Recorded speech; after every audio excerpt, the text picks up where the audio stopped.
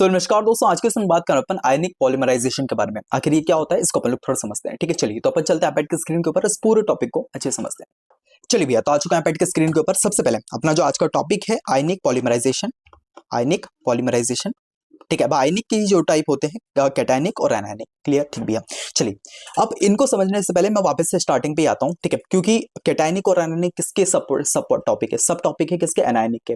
अब एनायनिक किसका सब टॉपिक है? एनायनिक है एडिशन पॉलीमराइजेशन का। ठीक है, तो एडिशन पे ही वापस आते हैं। एडिशन का मतलब क्या होता है भैया? एडिशन का मतलब होता है अलग अलग टाइप के आपके पास मोनोमर रखे हुए हैं। अब ये मोनोमर क्या है? अगर एक चेन की फॉर्म में एक साथ जुड़ जाते हैं, ठीक है, इसी को अपन लोग एडिशन पॉलीमराइजेशन बोलते हैं। इसमें एक खास चीज ये होती है कि जुड़ते जाते हैं बट कोई बाय प्रोडक्ट नहीं छोड़ते हैं। This is called addition polymerization. ठीक है भैया, अब एडिशन के कुछ टाइप होते हैं, फ्री रेडिकल और अपना आयनिक। फ्री रेडिकल को अपन ने समझ लिया था इससे पहले वाले लेक्चर में कि यार उसमें क्या है, फ्री रेडिकल छोड़ता है जिससे मोनोमर जो है आके कनेक्ट किए जाते हैं। सेकंड टाइप हो अपने पास आयनिक। आयनिक के अंदर भी अपने दो टाइप होते हैं, कैटायनिक और एनायनिक। कैटायनिक का मतलब क्या? कैटायनिक का मतलब पॉजिटिव चार्ज वाला होता है, एनायनिक का मतलब होता है नेगेटिव चार्ज वाला। ठीक है, अब ये जो इसमें भी वही सेम चीज होती है, मोनोमर जो है अट्रैक्ट हो रहे होते हैं, पॉजिटिव और नेगेटिव चार्ज जो इनके ऊपर रहते हैं उसकी मदद से, और जो है ये रिएक्शन बढ़ती जाती है। ठीक है, इसमें भी वही सेम प्रोसेस होती है, इनिशिएशन और प्रोपोगेशन और टर्मिनेशन। इनिशिएशन का मतलब इनिशियलाइज होना, प्रोपोगेशन का मतलब प्रोसेस होना, टर्मिनेशन का मतलब खत्म हो जाना। ये चीजों को, ये कॉन्सेप्ट को थोड़ा सा दिमाग में रखना। क्लियर? ठीक भैया, चलिए अब जो है चीजों को अपन स्टार्ट करते हैं। ठीक है, अब एडिशन पॉलीमराइजेशन की बात करें, दिस इज अ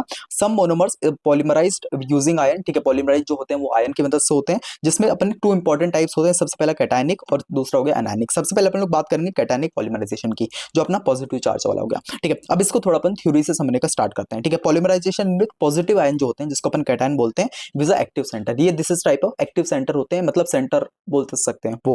ठीक है, सेकंड चीज अकर होते हैं इलेक्ट्रॉन डोनेटिक पॉलीमर, जो मतलब जो मोनोमर इलेक्ट्रॉन को डोनेट कर रहा हो ना, उससे ये अकर हो रहे होते हैं। ठीक है, बन रहे होते हैं। ठीक है, उसी को अपन लोग कैटायनिक पॉलीमराइजेशन बोलेंगे। क्लियर? ठीक भैया, चलिए इसमें जो सूटेबल मोनोमर्स का यूज किया जाता है, जैसे मान लो अपने फ्री रेडिकल जब पढ़ रहे थे, वहां पे अपन लोग बार बार मोनोमर में इथाइल क्लोराइड को जोड़ रहे थे। ठीक है, इथाइल क्लोराइड को जोड़ रहे थे। ठीक है, तो वो एक टाइप का मोनोमर हो जा रहा था अपना। इसमें जो अपन तीन टाइप लेते हैं, आइसोब्यूटाइलिन हो सकता है, ठीक है, साइट्रीन हो सकता है और विनाइल एथर हो सकता है। इनको अपन लोग यूज कर सकते हैं एज अ मोनोमर। ठीक है, उसके बाद अपन इनिशिएटर के लिए, ठीक है, वहां पे इनिशिएटर अपन लोग कोई ऐसे कंपाउंड था जिससे अपन इनिशिएट कर रहे थे, यहाँ पे अपन लोग लेंगे AlCl3 ले सकते हैं या फिर BF3 ले सकते हैं, और साथ में एक को कैटलिस्ट लेना पड़ेगा जिसमें अपन H2SO4 लेंगे या फिर वाटर लेंगे। ठीक है, इनके साथ रिएक्शन करके अपन लोग रिएक्शन को स्टार्ट करेंगे, इनिशियलाइज करेंगे। आई होप क्लियर होगा।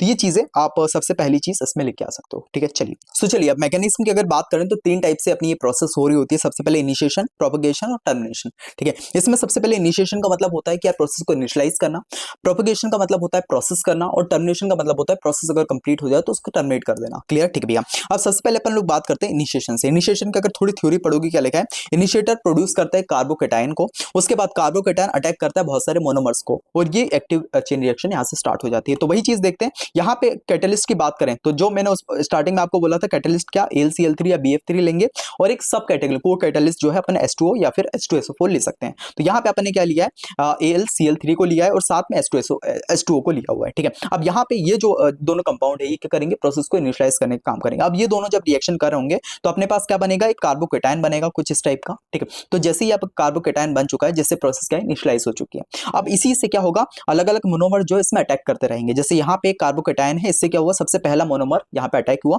जो है विनाइल क्लोराइड। ठीक है, तो विनाइल क्लोराइड जब इसके साथ रिएक्शन होती है तो क्या होगा कि यहाँ पे H+ जो है ये इसके साथ रिएक्ट हो जाएगा, और ये AlCl3OH जो हो गया ये अपने पास लास्ट में जुड़ जाएगा। तो इस तरह से एक नया जो है अपने पास कंपाउंड बन के आ जाएगा। अब ये कंपाउंड क्या करेगा, जो अपनी प्रोवोकेशन वाली स्टेट हो गई, ये क्या होती है, कंटिन्यू करने वाली। ठीक है, मतलब क्या प्रोसेस बार बार रिपीट हो रही होती है। तो वही चीज यहाँ पे लिखिए कि यार कार्बोकेटायन ऐड करेंगे मोर मोनोमर्स के साथ, और चेन रिएक्शन जो है स्टेप बाय स्टेप बढ़ती जाएगी। तो वही चीज हुई कि यार यहाँ पे जो एक नया कंपाउंड बना वो क्या हुआ, ये अपने पास बना ये एक नया मोनोमर जो अपना विनाइल क्लोराइड है इसके साथ जुड़ते रहा, और इससे एक और नई रिएक्शन यहाँ पे बनके तैयार हो गई। तो इसमें क्या हुआ कि यार ये वाला पार्ट और ये वाला पार्ट ये दोनों जुड़ गए, और AlCl3 ये जो है बिल्कुल लास्ट में यहाँ पे चले गया। ठीक है, और ये जो प्रोसेस है ये कंटिन्यू टाइम होती जा रही है। ठीक है, अब अपने पास एक लास्ट चीज आती है कि प्रोसेस को अपन को टर्मिनेट करना है, यानी कि खत्म करना है। अब उसके लिए क्या करेंगे कि यार यहाँ पे जो प्रोसेस होती है ना, फ्री रेडिकल में ऐसा होता था कि यार उसी टाइप का एक और रेडिकल को मिला देते तो प्रोसेस टर्मिनेट हो जाती है। इसमें क्या होगा पता है कि यार यहाँ पे टर्मिनेट करने के लिए अपन क्या करेंगे, polymerization stop by reaction with impurity, loss of proton और स्टेबल पॉलीमर। ठीक है, तो ये तरीके से अपन लोग कर सकते हैं। तो यहाँ पे अपन क्या करेंगे, लॉस ऑफ प्रोटॉन करेंगे, मतलब कि यार यहाँ पे आप देखोगे कि यार HCH2, उसके बाद CHCl लिखा हुआ है। ठीक है, उसके बाद अपने पास CH2 लिखा हुआ है, CH अरे भाई पेन क्यों चल रहा है, ठीक है। उसके बाद CH लिखा हुआ है, Cl2 लिखा है और अपने पास ये पूरी की पूरी एक रिएक्शन बनी। अपन क्या करेंगे कि यार यहाँ से जो CH2 है ना, इसका जो H का वाला इलेक्ट्रॉन है इसको यहाँ से निकाल देंगे, बाहर निकाल देंगे, तो ये क्या हो जाएगा, loss of proton. I hope clear समझ में आया होगा, ठीक है। टर्मिनेट करने के लिए यहाँ पे क्या कर रहे हैं कि यार यहाँ का CH2 जो है इसमें से एक जो है H इलेक्ट्रॉन यहाँ से निकाल दे रहा है, ठीक है। H वाला जो अपने पास एटम हो गया, ठीक है, उसको यहाँ से निकाल दे रहा है। अब ये जब चीज यहाँ से अपन लोग कर रहे होंगे तो यहाँ पे अगर आप देखोगे H हो गया, CH2 हो गया, CHCl हो गया, उसके बाद यहाँ पे CH2 था तो यहाँ पे CH ही रह गया, ठीक है। यहाँ पे सिंगल बॉन्ड था, डबल बॉन्ड बन गया और ये प्रोसेस सेम टू सेम चल रही। और जो अपने पास H यहाँ से निकला था वह H यहाँ पे आगे लगा दिया, ठीक है। और यहाँ पे ये प्लस करके जब H को आगे लगा दिया और इसके साथ जब अपने रिएक्ट करवा दिया तो ये जो है प्रोसेस यहाँ पे टर्मिनेट हो रही होगी। आई होप समझ में आया होगा, ठीक है। तो इस टाइप से अपना कैटायनिक जो पॉलीमराइजेशन है वो काम करता है। क्लियर हुआ, ठीक है। आई नो थोड़ा सा समझने में दिक्कत हुई होगी, बट एक बार वापस से अपन लोग चीजों को शुरू से स्टार्ट करेंगे, अपने दिमाग में रहेगा, ठीक है। आपको भी इसी तरह से पढ़ना है। सबसे पहले एडिशन पॉलीमराइजेशन मतलब जोड़ना, उसके दो टाइप होते हैं, अपने फ्री रेडिकल, उसके बाद आयनिक। आयनिक के अंदर भी दो टाइप होते हैं, कैटायनिक, एनायनिक। कैटायनिक का मतलब पॉजिटिव, ठीक है। अब इसको पॉजिटिव को स्टार्ट करने के लिए इनिशिएशन की जरूरत पड़ी, जहां पे कैटलिस्ट और उसको अपने जब एडिशन कराया तो अपने पास एक पूरा का पूरा एक कंपाउंड नया निकल के आया। वो कंपाउंड जो नया निकल के आया उससे जो है अपन लोग अलग अलग मोनोमर्स को जोड़ते जा रहे हैं, तो एक प्रोपोगेशन स्टेट हो जा रही है। अब उसको अगर टर्मिनेट कराना है अपन को तो क्या करेंगे, उसमें जो अपने पॉलीमर होता है ना, मतलब जो प्रोटोन होता है, यहाँ से मतलब एक जो प्रोटोन है यहाँ से निकाल देंगे और इसके साथ जो है रिएक्ट करवा देंगे, ठीक है। तो यहाँ से ये पूरी की पूरी ये वाले अपने हो गए कंपाउंड, उसके बाद प्लस करके जो यहाँ से अपने H को निकाला था उसको इसके साथ अपने जोड़ दिया, ठीक है। इससे अपना ये वाली चीज टर्मिनेट हो गई, खत्म हो गई। आई होप क्लियर हुई होगी, ठीक है। मतलब बोल सकते हैं न्यूट्रलाइज हो गई या कुछ भी बोल सकते हैं, ठीक है। तो ये सारी चीज अपन जो है कैटायनिक के अंदर लिख के आ रहे होंगे। आई होप समझ में आएगा, ठीक है भैया। सो चलिए, जिस तरह से अपन ने वहां पे कैटायनिक वाला देखा था उसी तरह से अपन एनायनिक पॉलीमराइजेशन को देखते हैं, ठीक है। यहाँ पे सारी चीज सेम हो रही है, बस क्या होगा, पॉजिटिव की जगह माइनस चार्ज हो रहा होगा, ठीक है। तो उसको भी अपन लोग थोड़ा देखते हैं। यहाँ पे अगर आप डेफिनेशन पढ़ोगे क्या लिखा है, पॉलीमराइजेशन विच नेगेटिव आयन, जिसको अपन एनायन बोलते हैं, वो जो है एक एक्टिव सेंटर रहता है। सेकंड चीज क्या अकर होता है, इलेक्ट्रॉन जब विड्रॉल करता है मोनोमर्स, ठीक है, तो इस चीज से ये अकर हो रहा होता है, ठीक है। उसके बाद यहाँ पे मोनोमर जो यूज किए जाते हैं, सेट्रीन हो गया, ठीक है, उसके बाद ब्यूटाडीन हो गया, और मैं ज्यादातर जो यूज करता हूँ, ठीक है, जो इससे पहले वाली रिएक्शन में भी यूज किया था, विनाइल क्लोराइड को, ठीक है, क्योंकि उससे रिएक्शन जो है बहुत ज्यादा सिंपल टाइप की हो जाती है, ठीक है। तो इसलिए आप एग्जाम में भी इसी वाले जो मोनोमर है इसका यूज करना। सेकंड चीज, इनिशिएटर की अगर बात करें तो ये टाइप के आप ले सकते हो इनिशिएटर, बट मैं ज्यादातर जो यूज करूंगा KNH2 का यहाँ पे यूज कर रहा हूँ, ठीक है। चलिए, तो इस चीज से जैसे वहां पे क्या होता था, अपन लोग एल वाला जो है अपना जो इनिशिएटर या फिर बोल सकते हैं कैटलिस्ट यूज करते थे, और साथ में एक सब कैटलिस्ट भी यूज करते थे। यहाँ पे सब कैटलिस्ट का यूज नहीं करेंगे, सिंगल एक ही से जो है बना रहे होंगे। आई होप क्लियर होगा, ठीक है भैया। चलिए, तो यहाँ पे अगर आप देखोगे तो भाई तीन मैकेनिज्म होते हैं स्टार्ट करने के लिए, इनिशिएटर, प्रोपगेशन और टर्मिनेशन। इनिशिएटर का मतलब चीजों को स्टार्ट करना, फिर प्रोपगेट करना, प्रोग्रेस करना, और फिर जो है इसको टर्मिनेट कर देना जब अपना काम पूरा हो जाए, ठीक है। तो यहाँ पे अगर आप देखोगे इनिशिएटिंग में अपन लोग क्या करेंगे, KNH2 का, जैसे कि मैंने बताया था, कैटलिस्ट में यूज नहीं करते, KNH2 का इससे रिएक्शन जो है इनिशिएट करवाएंगे, ठीक है। तो यहाँ पे क्या होगा, इनिशिएटर फॉर्म करेगा कार्बो एनाइन, ठीक है। उसके बाद कार्बन अटैक करेगा बहुत सारे मोनोमर्स पे, ठीक है। जैसे यहाँ पे आप बात करेंगे ये वाली रिएक्शन हुई, इससे क्या हुआ, K+ अलग हो गया और NH2 और माइनस यहाँ पे अलग हो गया, तो ये अपने पास एक इनिशिएटर बन गया। अब क्या होगा, क्या यहाँ पे जो NH2 फॉर्म हुआ है ना, ये NH2 अलग अलग जो है मोनोमर से जुड़ता जाएगा। जैसे यहाँ पे विनाइल क्लोराइड को इसने अट्रैक्ट किया, ठीक है, इसके साथ जब रिएक्शन की तो NH2 उसके बाद CH2, ये अपने पास एक पूरा नया एक कंपाउंड बनकर तैयार हो गया। अब ये जो नया चीज बनी है ये वापस से अलग मोनोमर्स के साथ रिएक्ट कर रही होगी और मल्टीपल टाइम ये चीज हो रही होगी, जो किसके अंदर आ जाएगा, प्रोपगेशन के अंदर।